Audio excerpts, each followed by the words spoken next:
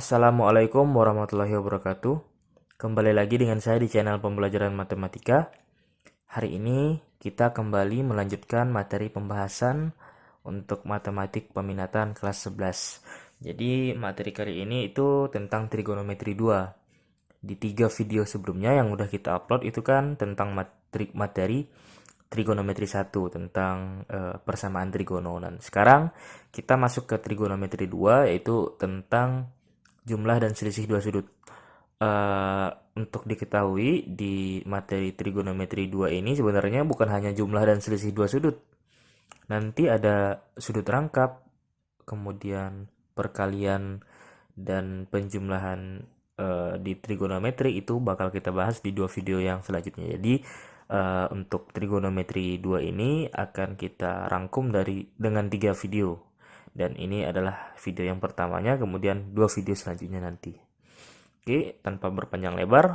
Jadi untuk jumlah dan selisih dua sudut ini ada rumus utama yang mesti kalian hafal ya. 1, 2, 3, 4, 5, 6 ya. 6 sudut utama yang, 6 rumus utama yang kalian hafal.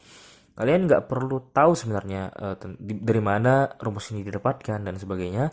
Tapi kalian lebih ke menghafal rumus ini biar kalian paham cara mengaplikasikannya ke soal gitu. Karena untuk setingkat SMA kan hanya untuk pengaplikasian saja ya, bukan untuk kajian-kajian teoritis. Jadi cuman untuk mengaplikasikan ke contoh-contoh soal. Di sini seperti biasa ya, untuk trigonometri itu 3 hal yang mesti kalian ketahui tentang sinus, kosinus, dan tangen. Itu 3 bagian dari trigonometri yang tidak dapat kita pisahkan atau tidak dapat kita tinggalkan gitu. Karena dari sinilah akan muncul turunan-turunan rumus yang lainnya. Nah, di sini ada sin A plus B sama dengan sin A cos B plus cos A sin B. Ada sin A min B sama dengan sin A cos B min cos A sin B. Ini bisa kalian baca dan kalian pahami. Saya punya triknya sebenarnya untuk sin ya. Untuk materi jumlah dan selisih dua sudut, untuk sin, kalau sin maka sin cos kosin. Nah, jadi tanda plusnya nggak ngaruh ya, tetap plus. Kalau sini plus plus. Nah, jadi kan sin A plus B sama dengan sin A cos B cos A sin B. Jadi sin cos kosin. Kalau cos, kalau cos cos cos sin sin. Nah, jadi cos cos sin sin dan di cos ini tandanya berubah. Jadi kalau di sini plus maka di sininya minus. Nah, kalau di sini itu nggak berubah ya tandanya. Kalau plus tetap plus, tapi sin cos kosin. Kalau cos cos cos sin sin gitu. Dan tandanya berubah. Karena ini yang paling sering akan kita gunakan nanti. Dan tangan sendiri seperti ini rumusnya. Dan sebenarnya cukup membingungkan sih. Kalau plus tetap plus, minus tetap minus. Cuman di bawahnya aja nih. Nah, di bawahnya kita lihat tandanya, kalau di sini plus maka di sini minus. Kalau di sini minus maka di sini plus. Ibarat kata kalau di atas ini mengikuti sin tandanya ya, tetap kalau dia plus tetap plus. Tapi kalau di bawahnya ini mengikuti kosinus. Nah, kalau ini plus, di sini minus.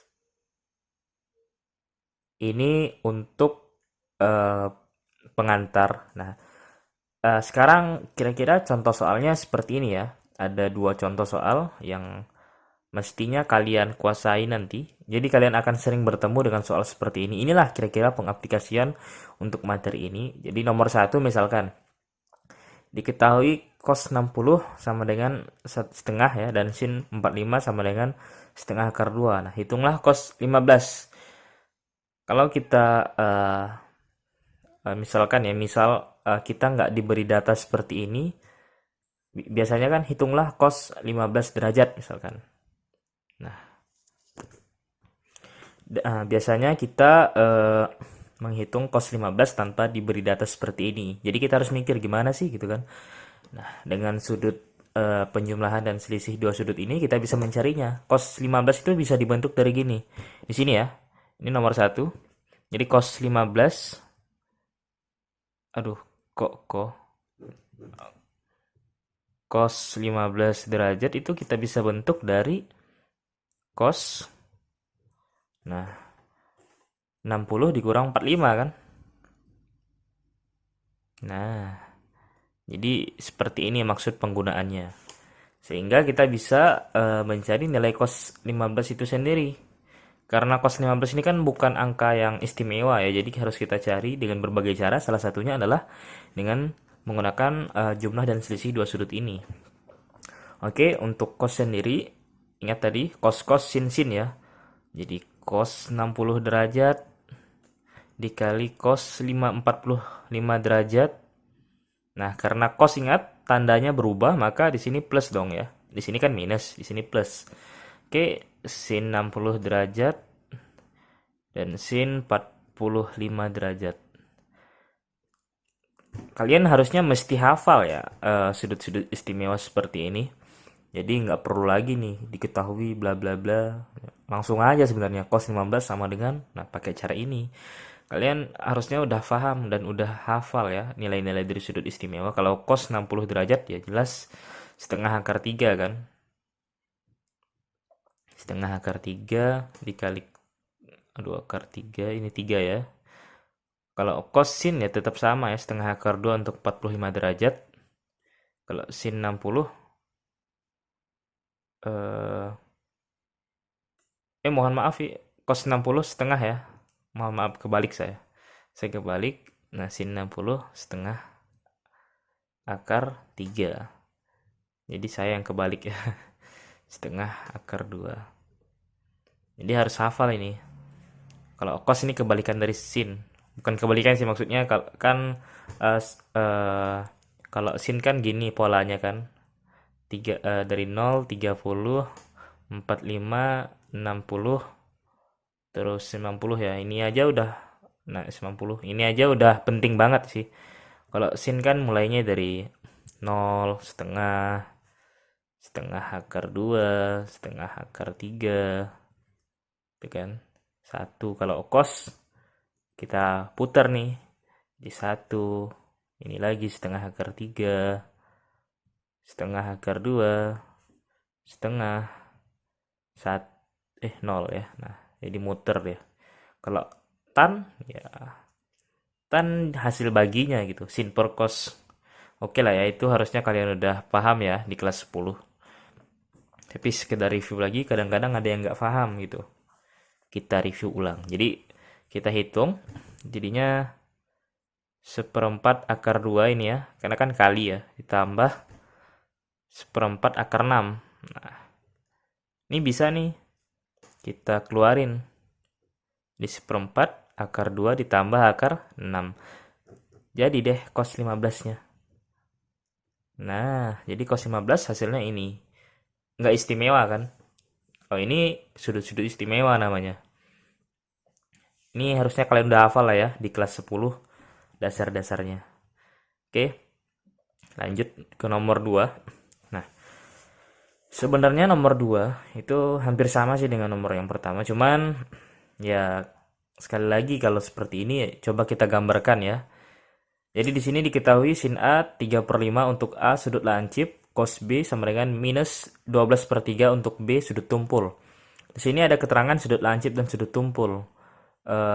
Perlu kalian ketahui itu sudut lancip ya, sudut lancip itu nama lain dari kuadran pertama ya. Jadi kuadran pertama. Kuadran 1. Kemudian sudut tumpul itu kuadran kedua. Jadi model seperti ini itu kita gambarin dulu gitu. Kita gambar data yang diketahui. Nah, seperti ini kira-kira. Kita gambar dulu. Mohon maaf kalau gambarnya jelek, jadi kita gambar kuadran-kuadrannya. Di sini kan kuadran 1, 2, 3, 4 ya kan. Nah, seperti itu. Jadi kita gambar dulu kuadrannya, lalu kita lihat sin A. Jadi gambarnya seperti ini. Jadi A, sudut lancip kan A, berarti A, gini. Ingat ya. Sin berarti sin depan per miring. Depannya berapa? 3, 5. Otomatis di sini 4 ya. Ingat teorema Pitagoras. Atau bisa pakai Ya, harusnya pakai teorema Pythagoras ya. Triple Pythagoras maksud saya. Jadi nggak perlu dicari lagi. Jadi harus kalian hafalkan juga itu triple Pythagoras. Kemudian untuk cos B 12/3. Jadi miringnya 3 ya. Berarti miringnya 3. Sebentar. Kayaknya saya salah data ini. Cos B. Oh iya. Harusnya di sini 13 ya. Karena ini menyangkut sudut istimewa nanti. Jadi miringnya 13. Aduh nggak pas ya. Biarin aja deh. Miringnya 13. Kita gambar dulu. Nah, seperti inilah kira-kira. Anggap aja siku-siku ya. Jadi miringnya 13 karena cos ya kan berarti di sini dong. Samping per miring ya. Kosami. Jadi 12 karena di sini minus ya kita kan tahu ya di kuadran kedua yang horizontal tetap minus ya. Dan dengan menggunakan triple Pythagoras lagi kita dapatkan 5 ya. Jadi harus hafal ini. Nah, sehingga kita bisa dapat nih yang lain-lain untuk sin A. Kita rangkum dulu deh. Sin dari A ya, sin A, sin cos A, tan A ya. Itu sama dengan kalau untuk A 3/5, 4/5, 3/4 dari data ini ya. Kemudian cos B, sin B, tan B. Harusnya kalian juga udah tahu ini dasar banget nih kelas 10 soalnya. Cos B-nya tadi min 12/13 ya. Kemudian sin-nya 5/13. Tan-nya ya 12/5 ya. Karena kan sin, 5/12. Ingat tan itu sin per cos ya. Jadi 5/12 tapi minus ya, minus. Oke. Di sini kita udah dapet. Nah, jadi bisa deh kita langsung cari ini nilai-nilai ini. Jadi sin A plus B, ingatkan ya. A plus B itu akan sama dengan sin, ingat sin cos kosin ya. Ingatkan sin cos kosin. Karena A plus B nggak ngaruh ya. Jadi tetap plus. Jadi sin cos sinnya 3/5. Sin A 3/5. Kemudian cos B. Cos B itu min 12/13 ya. Min 12/13. Ditambah sin cos kosin. Cos A 4/5. Kemudian sin B 5/13. Kalau kita hitung-hitung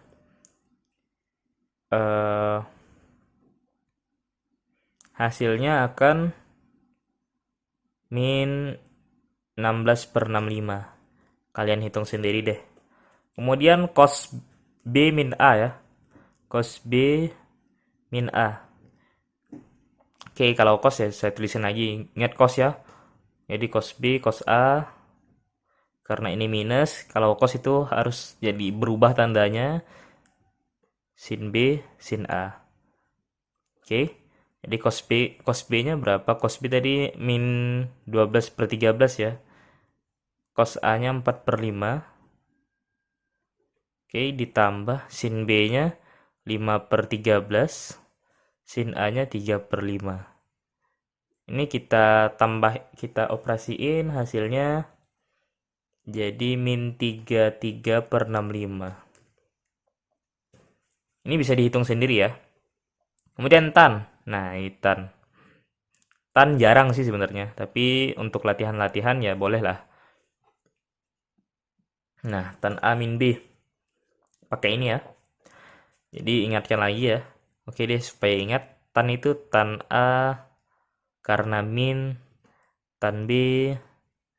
Sorry ya, di sini kecil, di sini besar. Jadi nggak konsisten, tapi nggak apa-apa sih. Asalkan kalian ngerti aja maknanya. Karena ini min, berarti di sini plus. Tan A, tan B. Oke ya. Tan A tadi berapa? 3/4 dikurang 5/12 ya. Tapi minus. Berarti kalau minus, minus, plus dong ya. Minus minus plus dong. Ya enggak? Nah, karena kan tadi kan gini ya. 3/4 dikurang min 5/12 ya. Jadinya minus ketemu minus ya, jadinya plus. Ya, biar nggak salah paham aja. Kemudian 1 ditambah tan A tadi 3/4 juga. Kemudian dikali 5/12. Ini bisa kita operasiin. Jadi hasilnya adalah sebentar. Oke, jadi 56/33. Bisa kalian cocokin dengan jawaban kalian. Mungkin kalian ikut jawab, bisa kalian cocokin. Jadi mungkin itu aja sih contoh-contoh soal yang akan mungkin ya akan sering keluar di materi sejumlah dan selisih dua sudut. Intinya gampang sih untuk materi ini. Jadi saya nggak perlu banyak panjang lebar untuk menjelaskannya. Intinya kalian hafal saja 6 rumus ini dan ini ya, sudut lancip itu di kuadran 1, sudut tumpul kuadran 2. Jadi kalian hafal ya. Ini kuadran ya, kuadran. Kuadran 1, kuadran 2. Ya, dan letak sudutnya di sini ya. Jadi usahain gambarnya seperti ini. Kalau di kuadran 3 gimana? Ya gini. Pokoknya sudutnya itu di sini. Ya. Oke, mungkin itu saja yang dapat saya sampaikan. Untuk pertemuan selanjutnya kita di sudut rangkap. Materinya sangat mudah. Tetap semangat dan jangan lupa share video ini. Apabila kalian suka, di subscribe dan di like videonya. Oke, terima kasih atas perhatiannya. Semoga ilmunya bermanfaat. Dan apabila kalian kurang jelas, bisa bertanya di @solusicerdas-matematika. Jadi saya juga akan melayani pertanyaan kalian via DM dengan syarat sudah menonton video ini. Oke, terima kasih atas perhatiannya. Semoga ilmunya bermanfaat. Saya akhiri. Wassalamualaikum.